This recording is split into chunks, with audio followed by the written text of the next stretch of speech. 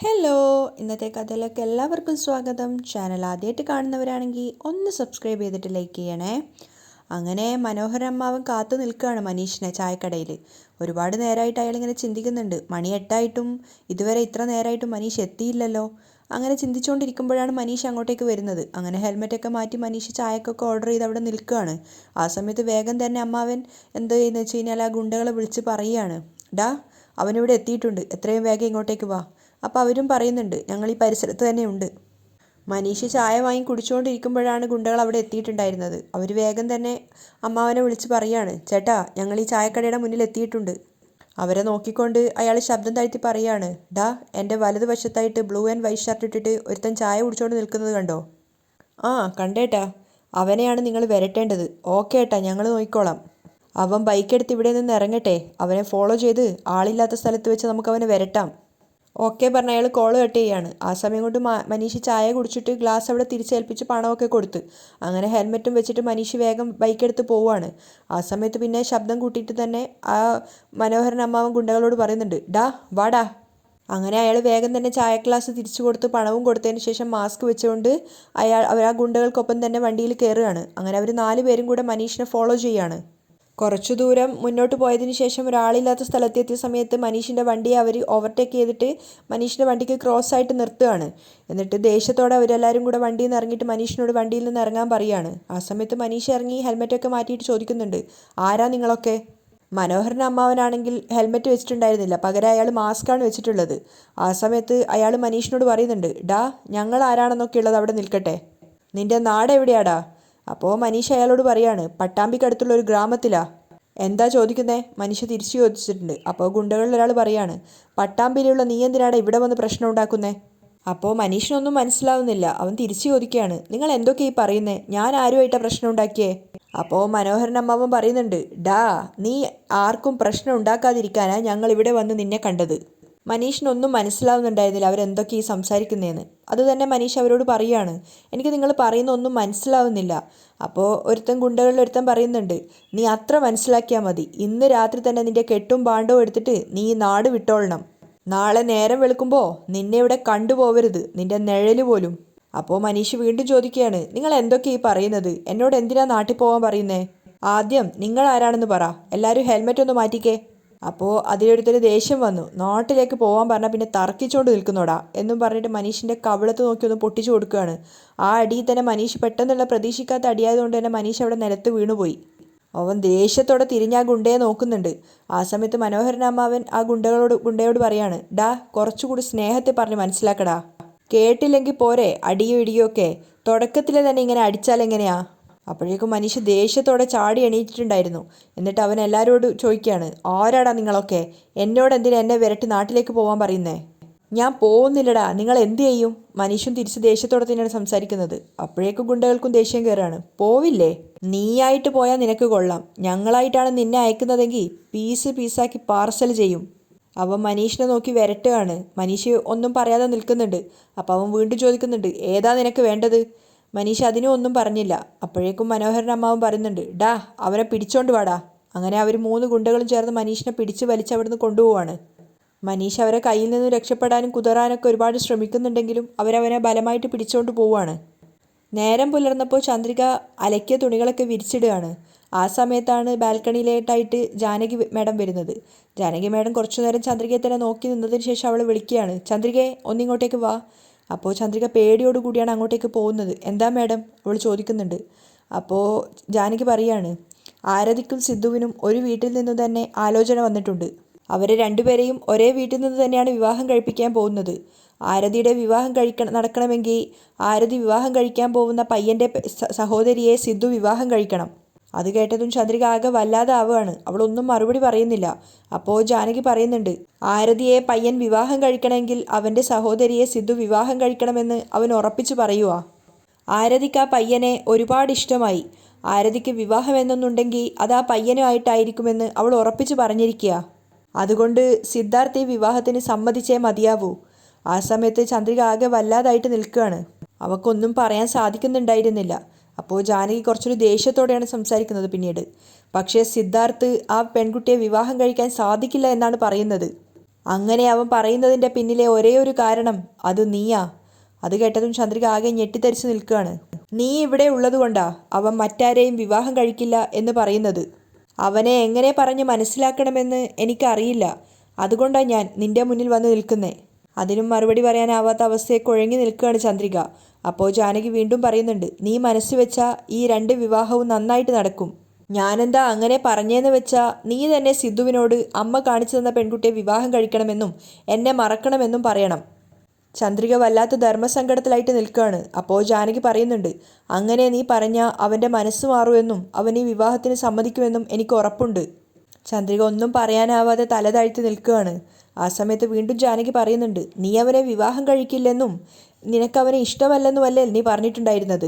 അപ്പോൾ പിന്നെ ഞാൻ കാണിച്ച പെൺകുട്ടിയെ വിവാഹം കഴിക്കാൻ നീ തന്നെ അവനോട് പറയ്. ചന്ദ്രിക ഒന്നും പറയാനാവാതെ ധർമ്മസങ്കടത്തിൽ തന്നെയാണ് നിൽക്കുന്നത്. ആ സമയത്ത് വീണ്ടും ജാനകി പറയുന്നുണ്ട്, ഇനി മേലിൽ സിദ്ധാർത്ഥിനോട് അവൻ്റെ വിവാഹക്കാര്യം ഞാൻ പറയില്ല. നീ വേണം അവനെ എല്ലാം പറഞ്ഞു മനസ്സിലാക്കി അവനെ കൊണ്ട് ഈ വിവാഹത്തിന് സമ്മതിപ്പിക്കാൻ. ചന്ദ്രികയുടെ കണ്ണ് നിറയുന്നുണ്ടായിരുന്നു. അപ്പോൾ ജാനകി പറയാണ്, നീ കാരണം ആരതിയുടെ വിവാഹത്തിന് യാതൊരു പ്രശ്നങ്ങളും ഉണ്ടാവാൻ പാടില്ല. എങ്ങനെയെങ്കിലും ആരതിയുടെയും സിദ്ധുവിൻ്റെയും വിവാഹം ഒരേ പന്തലിൽ വെച്ച് നടക്കണം. അത് നിന്റെ കയ്യിലാണ് ഉള്ളത്. അതും പറഞ്ഞ് ജാനകി അവിടുന്ന് പോയെങ്കിലും ഒന്നും പറയാനും ഒന്നും ചെയ്യാനും പറ്റാത്തൊരവസ്ഥയിലായിരുന്നു ചന്ദ്രിക ഉണ്ടായിരുന്നത്. പിന്നെ കാണിക്കുന്നത് മഹേന്ദ്രൻ ഗ്രൂപ്പ്സ് ഓഫ് കമ്പനിയാണ്. ആ സമയത്ത് മേഘ അവളുടെ ക്യാബിനിലിരുന്ന് വർക്ക് ചെയ്തുകൊണ്ടിരിക്കുകയാണ്. അപ്പോഴേക്കും വാതിൽ തുറന്നുകൊണ്ട് നമ്മുടെ മനീഷ് അങ്ങോട്ടേക്ക് വന്നിട്ടുണ്ടായിരുന്നു. മനീഷ് കയറുമ്പോൾ തന്നെ മേഘ എന്ന് വിളിച്ചുകൊണ്ടാണ് കയറുന്നത്. പെട്ടെന്ന് വിളിച്ചപ്പോൾ തന്നെ മേഘ ഞെട്ടിയിട്ട് തിരിഞ്ഞു നോക്കുകയാണ്. പക്ഷേ മനീഷിനെ കണ്ടതും അവൾ ആകെ ഷോക്കായിട്ട് നിൽക്കുകയാണ്. അത് അവളുടെ മുഖത്ത് തന്നെ ഉണ്ടായിരുന്നു. അപ്പോൾ മനീഷ് ചോദിക്കുന്നുണ്ട്, അകത്തേക്ക് വരട്ടെ. അപ്പോൾ മേഘ ചിന്തിക്കുന്നുണ്ട്, ഇതെന്താ മനോഹരൻ അമ്മാവനോട് കാശ് കൊടുത്തിട്ട് ഇവൻ്റെ കയ്യും കാലും ഒടിക്കാൻ പറഞ്ഞിട്ട് ഇവൻ ഒരു കുഴപ്പമില്ലാതെ വന്ന് നിൽക്കുകയാണല്ലോ. അപ്പോഴേക്കും മനീഷ് അകത്തേക്ക് കയറിയിട്ടുണ്ടായിരുന്നു. പക്ഷേ മേഘയുടെ മുഖം ആകെ ഡിസ്റ്റർബ്ഡ് ആയിട്ട് നിൽക്കുകയാണ്. മനീഷ് വിളിക്കുമ്പോഴേക്കും മേഘ ദേഷ്യത്തോടെ പറയാണ്, എൻ്റെ ക്യാബിനിലേക്ക് ആവശ്യമില്ലാതെ വരരുതെന്ന് നിന്നോട് ഞാൻ എത്ര പ്രാവശ്യം പറഞ്ഞിട്ടുണ്ട്. അപ്പോൾ സീരിയസ് ആയിട്ടാണ് മനീഷും സംസാരിക്കുന്നത്. ഒരു പ്രധാനപ്പെട്ട കാര്യം പറയണം, അതുകൊണ്ടാണ് ഞാൻ വന്നത്. എന്താ കാര്യം, പെട്ടെന്ന് പറയ്. ഇന്നലെ രാത്രി വീട്ടിലേക്ക് പോകുന്ന വഴിക്ക് 4-5 പേര് ചേർന്ന് എന്നെ വഴിയിൽ ബ്ലോക്ക് ചെയ്തു. എല്ലാവരും ഹെൽമെറ്റ് ഇട്ടിരുന്നു. എൻ്റെ വണ്ടി തള്ളിയിട്ട് അവരെല്ലാവരും ചേർന്ന് എന്നെ അടിക്കാൻ വന്നു. മേഘ ആകാംക്ഷയോടുകൂടി അവൻ പറയുന്നത് കേട്ട് നിൽക്കുകയാണ്. ആ സമയത്ത് കൂളായിട്ട് മനീഷ് പറയുന്നുണ്ട്, നിനക്കറിയാലോ ഞാൻ കരാട്ടയിൽ ബ്ലാക്ക് ബെൽറ്റ് ആണെന്ന്. അത് കേട്ടതും മേഘ ആകെ ഷോക്കായിട്ട് നിൽക്കുകയാണ്. അപ്പോൾ മനീഷ് നിസ്സാരമായിട്ട് പറയാണ്, 4 എണ്ണത്തിനെയും തല്ലി ചതച്ചിട്ടുണ്ട്. അവന്മാർ തുണി പോലും ഇല്ലാതെ ഓടി രക്ഷപ്പെട്ടു. ഇപ്പോൾ ആ 4 പേരും ഏത് ഹോസ്പിറ്റലിലാണെന്ന് ആർക്കറിയാം. നിസ്സാരമായിട്ടാണ് മനീഷ് സംസാരിക്കുന്നത്. പക്ഷെ മേഘ ആകെ ഷോക്കായിട്ടാണ് കേട്ട് നിൽക്കുന്നത്. മനീഷ് രാത്രിയത്തെ സംഭവങ്ങൾ വീണ്ടും ഓർത്തെടുക്കുകയാണ്. മനീഷിനെ ബലമായിട്ട് അവർ പിടിച്ചു വലിച്ചു കൊണ്ടുപോയിട്ടുണ്ടായിരുന്നു. ഒരുപാട് നേരം മനീഷ് അവരുടെ അടുത്ത് നിന്ന് രക്ഷപ്പെടാൻ ശ്രമിച്ചെങ്കിൽ അവർ മനീഷിനെ വിട്ടിട്ടുണ്ടായിരുന്നില്ല. അവരാണെങ്കിൽ ഭയങ്കര ദേഷ്യത്തോടെയാണ് സംസാരിക്കുന്നതൊക്കെ. കുറച്ചു ദൂരം മുന്നോട്ട് പോയപ്പോൾ പിന്നെ മനീഷിന് ദേഷ്യം വന്നിട്ട് 4 പേരെ അവൻ കുതറി നിലത്തിടുകയാണ്. അതിനുശേഷമാണ് അവൻ ബ്ലാക്ക് ബെൽറ്റിൻ്റെ സ്റ്റാർട്ട് ചെയ്യുന്നത്. അപ്പം തന്നെ മനോഹരൻ അമ്മാവന് മനസ്സിലായി, അയ്യോ ഇവൻ ബ്ലാക്ക് ബെൽറ്റ് ആണോ എന്നും പറഞ്ഞ് അയാൾ വേഗം ഓടി ഒരു മരത്തിൻ്റെ പിന്നിൽ പോയി മറഞ്ഞു നിന്ന്. ബാക്കിയുള്ള 3 ഗുണ്ടകളും ചേർന്നിട്ട് മനീഷുമായിട്ട് ഒരുപാട് നേരം ഫൈറ്റ് ചെയ്തെങ്കിലും മനീഷിൻ്റെ ശക്തിക്ക് മുന്നിൽ അവർക്ക് പിടിച്ചു നിൽക്കാനായില്ല. അവസാനം ജീവനും കൊണ്ട് അവർ 3 പേരും ഓടി, പിന്നാലെ അമ്മാവനും. മനീഷ ഓർമ്മയിൽ സംസാരിച്ചുകൊണ്ട് ചിരിച്ചുകൊണ്ട് നിൽക്കുകയാണ്. അപ്പോൾ മേഘ അത്ഭുതത്തോടെ ചോദിക്കുകയാണ്, 4 പേരെയും അടിച്ചോ? അപ്പോൾ മനീഷ ചിരിച്ചുകൊണ്ട് കൂളായിട്ട് പറയുന്നുണ്ട്, പിന്നെ അല്ലാതെ, അവന്മാർ ഒന്നിനും കൊള്ളാത്ത വാഴകളായിരുന്നു. ഈസി ആയിട്ട് ഞാൻ അടിച്ചോടിച്ചു. അത് കേട്ടതും മേഘയ്ക്ക് വല്ലാത്തൊരു ചമ്മൽ തോന്നുകയാണ്. അപ്പോഴാണ് സത്യം പറഞ്ഞാൽ അവൾക്ക് ഓർമ്മ വന്നത്, ഇവന് കരാട്ടെ അറിയാലോ, അത് ഞാൻ മറന്നുപോയി. അപ്പോൾ ഇനി ഇവനെ വേറെ രീതിയിൽ വേണം ഡീല് ചെയ്യാൻ. അവൾ മനസ്സിലടുത്തൊരു പ്ലാൻ ഇടുകയാണ്. എന്നിട്ടൊന്നും അറിയാത്തതുപോലെ വീണ്ടും മനീഷിനോട് ചോദിക്കുന്നുണ്ട്, ശരി നിനക്കൊന്നും പറ്റിയില്ലല്ലോ, സേഫായിട്ട് എത്തിയല്ലോ? അപ്പോൾ മനീഷ് സംശയത്തോടെ ചോദിക്കുകയാണ്, എന്താ മേഘ, എനിക്കിവിടെ ശത്രുക്കളായിട്ട് ആരുമില്ല, പിന്നെ ആരായിരിക്കും എന്നെ തല്ലാൻ ആളെ വിട്ടത്? മേഘ കുറച്ചു നേരം ആലോചിച്ചതിന് ശേഷം അവൾക്കൊരു ബുദ്ധി തോന്നുകയാണ്. അപ്പോൾ അവൾ പറയുന്നുണ്ട്, നിനക്ക് ശത്രുക്കളായിട്ട് ആരും ഇല്ലെന്ന് നീ തന്നെ പറഞ്ഞല്ലോ, അപ്പോൾ പിന്നെ ആള് മാറി നിന്നെ തല്ലിയതാവാനാണ് സാധ്യതയുള്ളത്. അപ്പോഴാണ് മനീഷിനും തോന്നുന്നത്, ഓ അങ്ങനെയായിരിക്കോ, ഞാനത് ചിന്തിച്ചതേയില്ല. കാരണം എനിക്കിവിടെ ശത്രുക്കളില്ലല്ലോ, പിന്നെ എന്തിനാ എന്നെ തല്ലാൻ ആളെ വിടുന്നത്? ശരി മേഘ, ഞാൻ ഇറങ്ങുന്നു. അവൻ ആ ക്യാബിനിൽ നിന്ന് പുറത്തേക്ക് പോവുകയാണ്. ആ സമയത്ത് മേഘ ചമ്മി പരാജയപ്പെട്ടൊരവസ്ഥയിൽ ഇരിക്കുകയാണ്. അയ്യോ, പിന്നെ കാണിക്കുന്നത് മഹേന്ദ്രൻ്റെ വീട്ടിലിരുന്നിട്ട് പഠിക്കുകയാണ് മലർ. തൊട്ടടുത്ത് തന്നെ ഇരുന്നിട്ട് പച്ചക്കറിയൊക്കെ അരിയുന്നുണ്ടായിരുന്നു ചന്ദ്രിക. അങ്ങനെ കുറച്ചു നേരം പഠിപ്പും എഴുത്തൊക്കെ കഴിഞ്ഞതിന് ശേഷം മലർ വന്നിട്ട് ചന്ദ്രികയോട് പറയുന്നുണ്ട്, അമ്മേ ഞാൻ എഴുതി കഴിഞ്ഞു, പഠിക്കാനുള്ളത് മുഴുവൻ പഠിച്ചു കഴിഞ്ഞു. ആണോടാ ചക്കരെ? ചന്ദ്രിക ചോദിക്കുന്നുണ്ട്. അമ്മേ എനിക്ക് കളിക്കണമായിരുന്നു. എങ്കിൽ പിന്നെ മോള് പോയി കളിച്ചോ? ആരുമില്ലല്ലോ അമ്മേ, ഞാൻ ആരുടെ കൂടെയാണ് പോയി കളിക്കുക? പ്രിയ ആണെങ്കിൽ മാഗാൻറ്റിയുടെ കൂടെ പുറത്ത് ഷോപ്പിങ്ങിനും പോയി. അപ്പോൾ മകളുടെ ആ ഒരു സങ്കടം കണ്ടിട്ട് ചന്ദ്രിക ചിരിച്ചുകൊണ്ട് നോക്കുകയാണ്. അപ്പോൾ മലർ പറയുന്നുണ്ട്, അമ്മ വാ അമ്മേ, നമുക്ക് രണ്ടുപേർക്കും കൂടെ കളിക്കാം. അപ്പോൾ ചന്ദ്രിക പറയുന്നുണ്ട്, അമ്മയ്ക്ക് ഭക്ഷണം ഉണ്ടാക്കണടാ, വേറെ ജോലിയും ഉണ്ട്. മോള് കുറച്ചു നേരം ഇരിക്ക്, അമ്മ എല്ലാ ജോലിയും തീർത്തിട്ട് വേഗം വരാം. മലരാണെങ്കിൽ ചന്ദ്രിക പറഞ്ഞതനുസരിച്ചിട്ട് അവൾ പച്ചക്കറി അരിയുന്നത് നോക്കിയിരിക്കുകയാണ്. കുറച്ചു നേരം ഇരിക്കുമ്പോഴേക്കും മുത്തശ്ശനും മുത്തശ്ശിയും വന്നിട്ടുണ്ടായിരുന്നു. അയാളെ കണ്ടതും മഹേന്ദ്രനെ കണ്ടതും മലർ വേഗം ഓടി അയാളുടെ അടുത്തേക്ക് പോവാണ്. ഹേയ് മുത്തശ്ശാ, ഹായ് മലർക്കുട്ടി. അയാൾ സ്നേഹത്തോടെ കൊച്ചുമകളെ കൊഞ്ചിക്കുകയാണ്. അപ്പോൾ മലർ പറയുന്നുണ്ട്, മുത്തശ്ശ എനിക്ക് വല്ലാതെ ബോറടിക്കുന്നു. അമ്മയാണെങ്കിൽ വിളിച്ചിട്ട് വരുന്നില്ല, മുത്തശ്ശനെങ്കിലും വരുമോ? അത് കേട്ടത് മഹേന്ദ്രൻ ചിരിക്കുകയാണ്. അപ്പോൾ ലക്ഷ്മി പറയുന്നുണ്ട്, ഏട്ടൻ ചുമ്മാതെയല്ലേ ഇരിക്കുന്നത്, മലറിനൊപ്പം കളിക്ക്. എന്താ നിനക്കും ഞങ്ങളുടെ കൂടെ കളിച്ചൂടെ?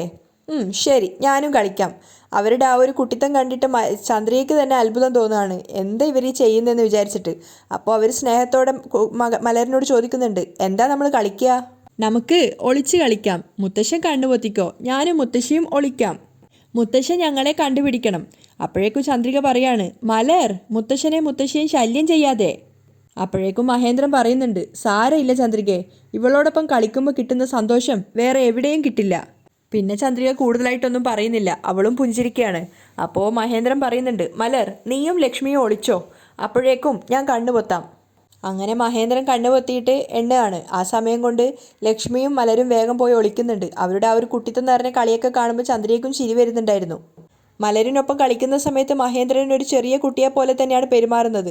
അവൾക്കൊപ്പം ആ ഒരു വയസ്സിലേക്ക് അയാൾ ഇറങ്ങിച്ചെന്നതായിരുന്നു. അങ്ങനെ മലരിനെ കൊഞ്ചിച്ച് വിളിച്ചുകൊണ്ട് അയാൾ അവസാനം മലരിനെ കണ്ടുപിടിക്കുകയും അതിനുശേഷം മലർ പറയുന്നുണ്ട്, ഇനി ഞാൻ കണ്ണു കെട്ടാം, നിങ്ങൾ രണ്ടുപേരും ഒളിച്ചു നിൽക്ക്. അങ്ങനെ രണ്ടാമത് മലർ കണ്ണു കെട്ടിയിട്ട് എണ്ണുകയാണ്. ആ സമയം കൊണ്ട് മഹേന്ദ്രനും ലക്ഷ്മിയും രണ്ട് സ്ഥലത്തായിട്ട് ഒളിച്ചു നിൽക്കുന്നുണ്ട്. ഇവരുടെ ഈ ഒരു കളിയൊക്കെ കാണുന്ന സമയത്ത് ചന്ദ്രികയ്ക്കും ചിരി വരുന്നുണ്ടായിരുന്നു. അങ്ങനെ മലർ എണ്ണിക്കഴിഞ്ഞപ്പോഴേക്ക് ഓടി വന്നിട്ട് മഹേന്ദ്രൻ അവളെ കെട്ടിപ്പിടിക്കുകയാണ്. അപ്പം മലർ പറയുന്നുണ്ട്, മുത്തശ്ശൻ തോറ്റുപോയി എന്ന്. അത് സാരമില്ല മോളെ, എനിക്ക് നിൻ്റെ മുന്നിൽ തോക്കുന്നതാണ് ഇഷ്ടം എന്ന് പറയുന്നുണ്ട് മഹേന്ദ്രൻ. അവരുടെ ആ ഒരു വാത്സല്യം കണ്ടിട്ട് ചന്ദ്രിക അവരെ തന്നെ നോക്കിക്കൊണ്ടാണ് പച്ചക്കറി അരിഞ്ഞുകൊണ്ടേ ഇരിക്കുന്നത്. അപ്പോഴേക്കും ലക്ഷ്മി അകത്തു നിന്ന് ഇറങ്ങി വന്നിട്ടുണ്ടായിരുന്നു. മഹേന്ദ്രൻ്റെയും മലറിൻ്റെയും കളികൾ കാണുന്ന സമയത്ത് അവർക്കും സന്തോഷം തോന്നുകയാണ്. പെട്ടെന്നാണ് ചന്ദ്രികയുടെ കൈ കത്തി വെച്ചിട്ട് മുറിയുന്നത്. അവൾ ആകെ വല്ലാതെ വേദനിച്ചു പോയിട്ടുണ്ടായിരുന്നു. എന്നിങ്ങനെ ആ ഒരു ശബ്ദത്തിൽ ഉണ്ടാക്കുകയാണ്. മാത്രമല്ല ഒരുപാട് ബ്ലഡും വരുന്നുണ്ടായിരുന്നു. അപ്പോഴേക്കും മഹേന്ദ്രനും മലരും ലക്ഷ്മിയൊക്കെ കൂടെ വെപ്രാളത്തോടു കൂടി ചന്ദ്രികയുടെ അടുത്തേക്ക് വരികയാണ്. അയ്യോ അമ്മ എന്തു പറ്റി? മലരും കരയുന്നുണ്ട്. ലക്ഷ്മിക്കും മഹേന്ദ്രനാണെങ്കിൽ വല്ലാതെ സങ്കടമാവുകയാണ്. എന്താ ചന്ദ്രിക, ശ്രദ്ധിക്കണ്ടേ മോളെ എന്നൊക്കെ അവർ വാത്സല്യത്തോടെ ചന്ദ്രികയെ വഴക്ക് പറയാണ്. അപ്പോൾ ചന്ദ്രിക പറയുന്നുണ്ട്, ഇല്ല അമ്മ, ഒരു കുഴപ്പവും ഇല്ല, ഇത് ചെറിയൊരു മുറിവല്ലേ. മഹേന്ദ്രൻ വെപ്രാളത്തോടെ ലക്ഷ്മിയോട് പറയുന്നുണ്ട്, നീ പോയി ഐസ് എടുത്തോണ്ട് വാ. അപ്പോഴും ചന്ദ്രിക പറയുന്നുണ്ട്, ഇത് വലിയൊരു മുറിവൊന്നും അല്ല, നിങ്ങൾ ഇത്ര വിഷമിക്കേണ്ടെന്ന്. അപ്പോൾ മഹേന്ദ്രൻ ടെൻഷനോട് പറയാണ്, എന്താ മോളെ, നീ ഇത് ശ്രദ്ധിക്കണ്ടേ? ചെറുതായിട്ട് മുറിഞ്ഞതേ ഉള്ളൂ സർ. അപ്പോൾ അയാൾ പറയുന്നുണ്ട്, ഇതാണോ ചെറിയ മുറിവ്, എത്രത്തോളം രക്തം വരുന്നുണ്ടെന്ന് നോക്ക്. അങ്ങനെ ലക്ഷ്മി അകത്തേക്ക് പോയിട്ട് വേഗം ഐസ് ക്യൂബ് എടുത്തുകൊണ്ട് വന്ന് ഐസ് ക്യൂബ് വെച്ചതിന് ശേഷം മരുന്നൊക്കെ വെച്ചിട്ട് ചന്ദ്രികയുടെ മുറിവ് കെട്ടിക്കൊടുക്കുകയാണ്. ആ സമയത്തൊക്കെ അവരുടെ രണ്ടുപേരുടെയും കണ്ണ് നിറയുകയും മനസ്സ് വല്ലാതെ വേദനിക്കുകയും ചെയ്യുന്നുണ്ടെന്നുള്ളത് ചന്ദ്രികയ്ക്ക് മനസ്സിലാവുന്നുണ്ട്. പക്ഷെ ഇവരെന്തിനാ തന്നെക്കുറിച്ച് ഓർത്ത് ഇത്രയേറെ വേദനിക്കുന്നതെന്ന് നമുക്ക് മനസ്സിലാവുന്നില്ല. അതുകൊണ്ട് തന്നെ അവൾ ലക്ഷ്മിയോട് ചോദിക്കുന്നുണ്ട്, എന്താ അമ്മ ഇത്, ചെറിയൊരു മുറിവിന് ഇങ്ങനെ കണ്ണൊക്കെ നിറയണോ? അപ്പോൾ കരഞ്ഞുകൊണ്ടാണ് ലക്ഷ്മി പറയുന്നത്, നിനക്ക് ഒരുപക്ഷെ ഇതൊരു ചെറിയ മുറിവായിരിക്കാം, പക്ഷെ ഞങ്ങളെ സംബന്ധിച്ചിടത്തോളം ഇതൊരു വലിയ മുറിവാ. ചന്ദ്രികയ്ക്ക് ഒന്നും പറയാൻ സാധിക്കുന്നുണ്ടായിരുന്നില്ല. എന്തിനായിരിക്കും ഇവർ തന്നെ ഇങ്ങനെ സ്നേഹിക്കുന്നതെന്ന് പോലും അവൾക്ക് മനസ്സിലാവുന്നില്ല. അപ്പോൾ ലക്ഷ്മി പറയുന്നുണ്ട്, നീ ഇന്ന് അടുക്കളയിൽ കയറണ്ട, എല്ലാം ഞാൻ ഉണ്ടാക്കിക്കോളാം. അപ്പം തന്നെ ചന്ദ്രിക പറയുന്നുണ്ട്, വേണ്ട അമ്മ, ഇത് ചെറിയൊരു മുറിവല്ലേ, ഞാൻ ഉണ്ടാക്കിക്കോളാം. അപ്പം തന്നെ മഹേന്ദ്രൻ പറയുന്നുണ്ട്, അമ്മ പറഞ്ഞത് കേട്ടില്ലേ മോളെ, ഇന്ന് ഇവൾ ഉണ്ടാക്കിക്കോളും, ഇന്ന് മുഴുവൻ നിനക്ക് റെസ്റ്റാ. ഞാൻ പറഞ്ഞ രണ്ടാളും കേൾക്കില്ലല്ലോ. ചന്ദ്രികയും സ്നേഹത്തോടെ പറയാണ്. അതിനുശേഷം ചന്ദ്രികയെ കൂട്ടിക്കൊണ്ടുപോയി അവിടെ സോഫയിൽ ഇരുത്തുകയാണ് രണ്ടുപേരും. എന്നിട്ട് ലക്ഷ്മി പറയുന്നുണ്ട്, ഇന്നത്തെ ഭക്ഷണമൊക്കെ ഞാൻ ഉണ്ടാക്കിക്കോളാം, നീ അനങ്ങാതെ ഇവിടെ ഇരുന്ന് റെസ്റ്റ് എടുക്ക്. ചന്ദ്രികയുടെ വിരലിലേക്ക് നോക്കുന്തോറും മഹേന്ദ്രന് വല്ലാതെ സങ്കടം വരികയാണ്. അതുമാത്രമല്ല, അയാൾ അവിടെ നിന്ന് അങ്ങനെ വിഷമിക്കുന്നത് കാണുമ്പോൾ ചന്ദ്രികയ്ക്കും വല്ലാത്തൊരു സങ്കടം തോന്നുന്നുണ്ടായിരുന്നു. അവിടെയാണ് ഇന്നത്തെ എപ്പിസോഡ് വൈൻഡപ്പ് ചെയ്യുന്നത്.